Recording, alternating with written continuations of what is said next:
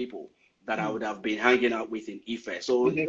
it was a soft landing. What wasn't soft about the landing though is I must have gone back home 3 or 4 times in my first semester sick with typhoid because this was I didn't go to I didn't attend any boarding school. Okay. I was too my parents just couldn't You allow were me. too posh to go to a secondary. It wasn't about posh, my brother. I was quite a headstrong young man, if that makes sense. So my parents couldn't risk me going to boarding school. So they kept me at home Okay. You were grounded. Let's say that you were just grounded. Effectively, yeah. So so for me, transitioning from Ife to Ado-Ekiti wasn't glamorous. That's what I was looking for. But it had to be something I had to settle for. And yeah, I stayed. Okay, cool. So now you're back in, of course, you're back in Ife Satellite Campus, i.e. Ado-Ekiti, where the landing page or the concierge for people traveling back to Ife. Yeah. So you going back to your 400 level, because you were about to say that, and I know that will go into. So yes, lead us through that, and then we'll go from there. I can see my cousin laughing at me here. So anyway, as somebody said, that cousin, I think we are probably 2 or 3 months apart. She's telling me I'm a rascal. Yeah. So anyway, you probably know her anyway. She says say it as it is. So I yeah. don't mind that. You went to the same Harvard with her. It's online to all after you probably know her. Anyway, there you go. I do. Good. All right. So 400 level. So if you studied engineering in Nigeria, when you get to your 400 level, you spend your first semester or first 2 semesters in school, and then the 3rd semester you have to go for your industrial attachment, which is you go work for 5 or 6 months, whatever the case is. Yeah. And by the time I got to my 400 level, I was actively involved in ministry. I think university for me was 60% ministry and 40% going to class. And there was, interestingly, there was also an ASU strike around that time. And then I went back to Ibadan. I did my industrial attachment, and then you have to write a report. Yeah. And after writing the report, you have to go back to university to defend that report. And interestingly, there was an ASU strike in the middle of, but they told us to come back to school. So I traveled from Ibadan to Ado-Ekiti. Anyway, 3-hour journey to go and defend my report. By the time we got to school, they cancelled the defense. So imagine spending all that money going to Ado-Ekiti. Some people had gone to do their industrial attachment in Shell, in oil companies. Everybody came back having a good story to share, and all of a sudden that's all cancelled, nothing to do. People wanted to chill, go out, but I just felt, and interestingly, there was a church convention that was happening in the church that I attended in Ibadan, which we're already preparing for. You know, I'm very passionate about music, blah blah blah. So I had to leave Ibadan, abandon that convention, which I wanted to be a part of, to go back to Ado-Ekiti to defend my thesis or whatever it was, my reports. Yeah. So this defense got cancelled, and everybody wanted to kind of chill. But I just had this very strong feeling that I had to get back to Ibadan that same day. The guys couldn't believe it. Anyway, I went back to the motor park, jumped on the bus. I wasn't, like I drove to school, and traveled back to Ibadan that day. And I got back just in time to be able to minister for those who are not like Christians on the call, which is to sing with the choir. Yeah. And they had invited an external guest from outside the country to come and preach. And as soon as I dropped the mic, just what I would normally do, I was assistant head of the music ministry then, dropped the mic, got off stage. The external guest walks up on stage and said, "Who was that guy that just finished singing?" And then he said, "I'm inviting you over to London." Wow. That was, I never wanted to come. UK was not in my radar at all. I always wanted to move to the States. So that was like, okay, interesting, inviting me. And this was my 400 level. So obviously there was no way I was going to abandon my 400 years of hard work in engineering and then just leave the country. So it was supposed to be an invitation for a holiday. You see, so but that didn't happen. I applied for my first visa, got told you are not leaving this country. even though I had to come back to, even though I could say that I didn't quite finish my university, but anyway, I got rejected for that visa. So that was like a setback. Like you get this fantastic opportunity to go outside the country to minister, and then you don't get a visa. Anyway, I continued living my life, whatever the case was. But we kept in contact, if that made sense, and then finished. But it was a pivotal moment because that kind of affected, I'm not going to say affected my focus, but kind of sowed the seed of London in my mind. Like, okay, maybe it might be UK, it might not be the States. So sorry to jump in there, but I just have a quick question. And then, again, it's a twin question, i.e., where did music actually start for you? That's the part A of the question. The part B is, now that you got this, like you said, that got into your head in terms of, there's a UK invitation, which means, how did you manage not becoming big-headed to the point that, you know what, guys, I'm not local anymore, So the first question is, where did you and music actually, first of all, collided? Where was the connection point? And then we'll go into, how you managed your new status as a London great I know. musician. Yeah. Somebody said I'm listening to the history. Anyway, so for me, music started at a very, very early age. So my dad, born in Ghana, always been in the choir, met my mom in the choir and stuff like that. So it runs in the family. So I had been singing with my dad in an a cappella group for a long time. So there is no way I could have actually been without music because it runs in the family. So for me, I've always been around music from like when I grew up, from like early age, if that makes sense. So but in my family, I think I'm the one that's really embraced it as a gift and as a ministry and as a calling. My sister leads praise and worship as well in our church. So does my brother. So, but in terms of music being like a break, because to be wanting to leave the country was normal at that point. Like I had people finished secondary school, they left. Some people left in uni. So here you're your 400 level. You don't want to be an engineer. You're thinking, what's next for me? And then this golden opportunity just kind of is served on a platter. But it's so for me, music has always been around me. If that makes sense. Okay, so I wanted to say something in between that has skipped me, but going back to, so how did you handle? It will come back to me, trust me. That's the second question. So the second question is, how did you handle it after you got that invitation and then you still have to finish school? I think I have to keep reminding myself that it's just an invitation to go and sing once. That is not you're leaving the country finally. And for me, I was just in a place of, so when I got to my final year in university, I had a decision to make. One, to decide if I was going to pursue a career as an engineer or to see if I could segue into something else. So for me, whilst that kept me preoccupied in my final year in university in terms of trying to focus on what I'm going to do next. And I remember that there's a scripture and a prayer that I prayed almost throughout my final year, which is, lines are falling for me in pleasant places. I have a good heritage. So it was supposed to be quick trip into the UK, do the ministry, come back to what I was doing.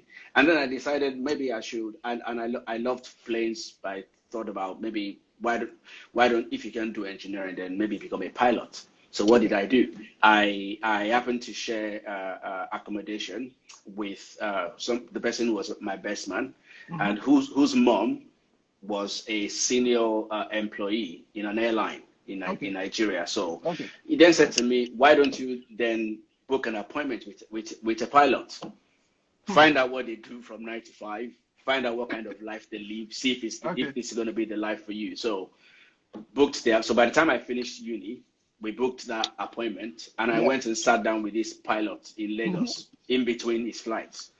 And he said to me, yeah, it's okay to want to be a pilot. You have 2020. You have 2020 vision, blah, blah. Yeah, okay, blah, blah. But this is the life. You spend most of your time in a cockpit. These days, planes fly on autopilot. So if you're happy to stay away from your family for long hours, you're happy to sit down there in one small box for like 14 hours, 5 or 6 times a week, then that would be the life. You get good money, but you're pretty much going to spend your life in a box. I left that meeting clear that piloting wasn't for me at all. So counting back, doctoring wasn't for you. No. Then piloting wasn't for you. And engineering wasn't for me. And a quick question, because I sense that we are going into the more serious parts now. But just before we get into that, and I hope a certain Lady Hannah is not listening to this so that you can answer the question. So how many girls did you use your singing ability to win their hearts, to melt their heart before Jesus took hold of you? I plead the faith on that one. No, because I asked that question because I grew up beefing every single person that could sing. You're a singer yourself now. You know, because the hustle is harsher for people who can't sing than people who can sing. So that's why I was asking that. Okay, how many girls were at your feet when you were blastering the R&B and singing praise worship and going into medley? So did that ever happen for you? And how did you handle the female attention, when you came into your own as to, especially in uni, where you were serenading everybody? Thank you. All my people are saying next question. All things have passed away. My wife said answer. Oh, Pastor. So just a cheap one before we go into. So I think for me, yes, the attention was there, but I think the saving grace for me was that I got born again just before the end of 100 level, so there wasn't time to play. If that makes sense. I think for me, I had friends. Okay. You didn't have sisters in the fellowship that were being blown away by how you worship your God? I think that comes with the terrain. So many people were slayed under the anointing. The bushke. All right. Moving on swiftly. Very quickly, so that I can sleep at home tonight. All right, cool. So now you're done with uni. You've X'd 2 professions out of the way of what you're not going to do. So So how did life then take you from there into Heathrow Terminal 3 or Terminal 4? Or was it Terminal 5 for you? I think I came into Terminal 3. Okay. But before then, so obviously I went back to running my parents' business effectively, which again had grown at that point, which included running a transport company as well. Sometimes you'd have to actually sit with the driver, drive up north to Zaria and all those places, come back because somebody had to hold the money. And then there was a period when both my mom and dad were not really around in terms of their travel, and I was at home running the entire business by myself. So that kind of took my time. And eventually, I had to go and do my National Youth Service, which I keep saying this. If I had the opportunity to go and repeat 1 year, I'll choose my National Youth Service over again and again, because for me, it was a wonderful time. And what I'm doing today actually has roots in my National Youth Service. So everybody not everybody. I wanted to serve in Abuja or Lagos. But when the posting came out, I got sent to Jigawa State, which is when you get a Kano, you then leave Kano and then start going to Jigawa State. So pretty much somewhere up north where you could take an Okada ride in the Niger Republic. That's where I landed for National Youth Service. How did you react? I just want to capture the moment you went on the board to check where you were posted to. My brother, it wasn't easy. It's so you travel all the way to Ado Ekiti, hoping that and then it's people that have told you that I will sort it out. Don't worry. I'm a FSSC. Like don't worry, you'll be fine. And I know people that this thing I'd worked for before in terms of so it's not something that has not been done before. So I was thinking Abuja sorted, I'm moving to the federal capital. My sister was already living there. I had an uncle who was doing well. I was like set for that Abuja life. But hey, I got thrown into Jigawa State. So they tried it. My parents tried everything to make sure that we could change it. But in fact, there is actually one more career that I left out. Okay. In the midst of all of this, I wrote the exams to go to the Nigerian Defense Academy. Okay. I was the top student in Oyo State.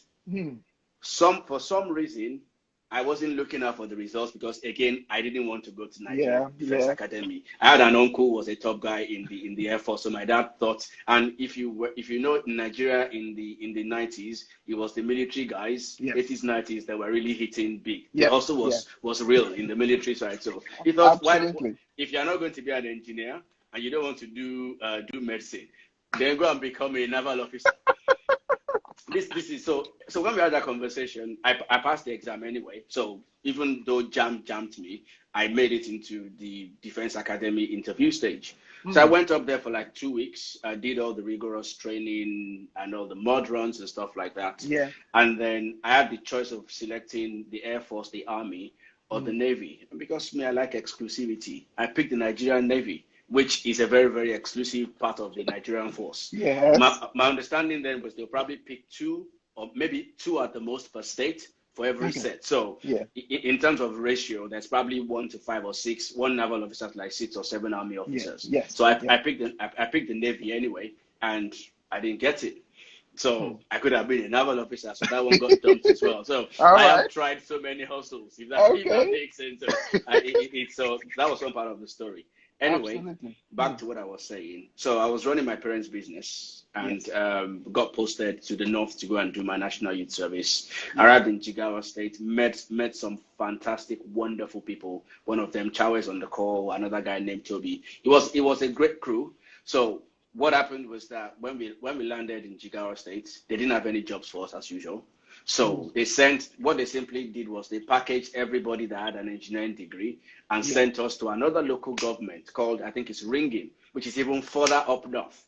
And what they did was they put us in what was supposed to be like a guest house. And all we did for like 3 months was just watch Champions League and eat.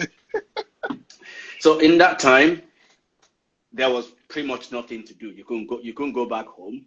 You were already in the north. Going back to go back to Ibadan would be like if you've traveled to Abuja first, then to Ibadan. So that was not an option. So I stayed up there, and this is where things began to change.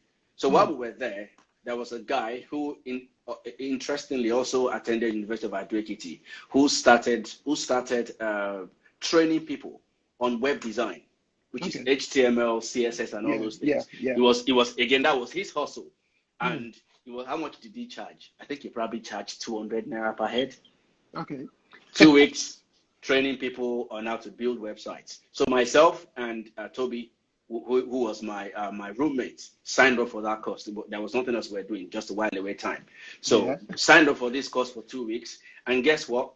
When it was time for them to start handing jobs out to the engineers, the first 2 jobs that came out was teaching web design in an institute called Informatics Institute, which had their headquarters in Singapore. But the governor, who had pretty much, he came from abroad and became governor. So he was really high on IT stuff like that. Started this Informatics Institute. And Toby and I snapped up the first 2 jobs. So what we learned in those 2 weeks was what got us our jobs. So here we are, 2 weeks ago, no job. Week number 3, you become, it's something you learned 2 weeks ago. You are now training other people to kind of build websites. So that gave us the edge, if that makes sense. And which meant that both him and I were assigned as like the lead tutors, and we had computers to ourselves, including internet access. So I started researching what kind of master's degree I wanted to. So what's the intersection? And I also wanted to do something quite creative. So all the times when I was in university, when I went on holiday, maybe to Abuja or to just to visit my uncle, I would help in his graphic design center. So stuff like Corel Draw and stuff like that. I was good at graphic design. So I was looking for an intersection between graphic design, music, and also engineering, not to just pretty much throw in my degree. So I discovered interactive multimedia, which is a blend of sounds, picture, graphics, so stuff like making learning DVDs.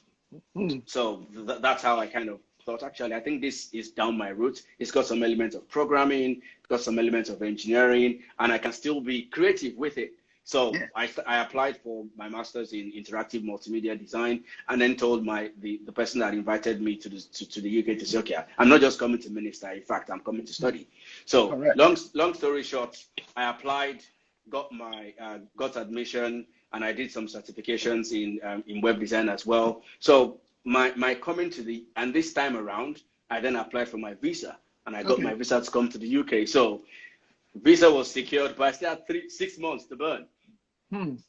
After my service here. So went back to Ibadan after my service here, and then spent the time again just running my parents' business before coming here, and landed Heathrow Terminal 3, and this is London. Good. So let me pause you there now. Okay, sir. Because I think the most interesting part of people's London story for me is always those day 1 or day 2 or day 3. So finally, the London that you've been looking at on the catalog, and the London all kinds of people have described to you. Now you come. What part of the year did you come in? Was it summer, winter? So I came in August. Okay, so pretty much it was still okay then.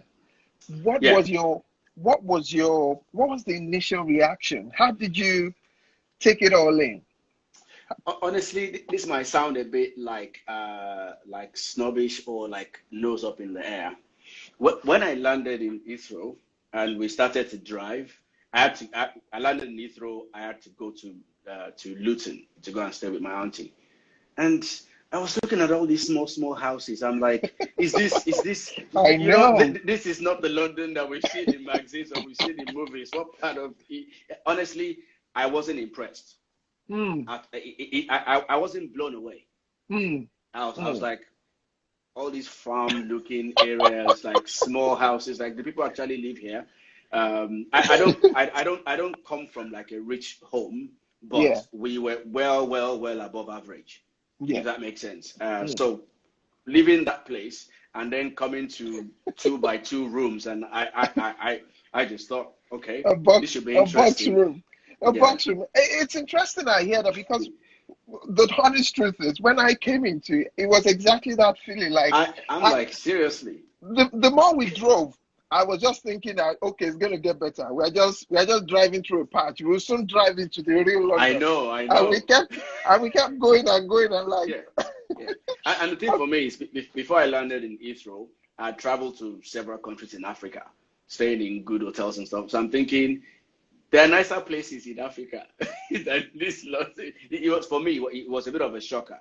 Okay, and then I arrived at my auntie's place, which is this is like first time staying in terraced buildings, and I made up my mind, like, no way. If first time I buy, my wife knows this. First time I buy a house in this country, I'm not buying a terraced building. I just and the thing is, I think okay. If you've heard about claustrophobia, I don't like small spaces. So that was a bit of a thing for me in terms of like, why are the houses? So why can't we have, in your father's compound in Nigeria now, you do whatever you want. I know. Which house, nobody joins. Like, the old terrace way of building was just a revelation to me, which was very interesting. So that was my first impression. And my dad was here when I came.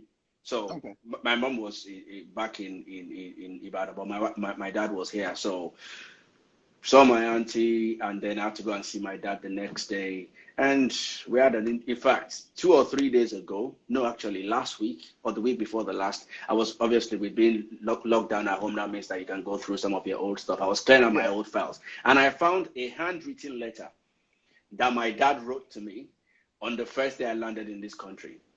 Can you take us through what he read? It's private. Okay. But I can tell you the headlines. The headline, it was like, in this country, you need commitment. If you are committed and you set your eyes on your goals, you are going to succeed. It's handwritten. Okay. On that, that's another cliffhanger, because I know we then go into how you took that and ran with that to London.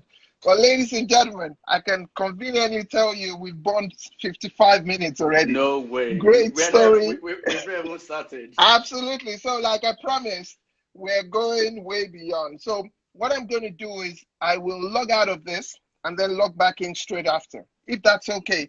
Guys, could you just let me know in the comment section if that's okay, so it doesn't sound autocratic. So I will log out now and then log back in. Then we'll have another hour because Instagram gives us 1 hour per slot. So is that okay? All right. I'll wait for 5 thumbs up and then I'll log out. 2, 3 more to go. Okay, 3, 2 more to go. 4, and where's the 5th? 5. Fantastic. So, ladies and gentlemen, please tell your friends who hasn't joined to join us now. It's about to get very hot. So, PB, I'll see you in a minute. I'll just log out and then bring you back in, if that's okay. All right. See you in a minute, guys. Bye.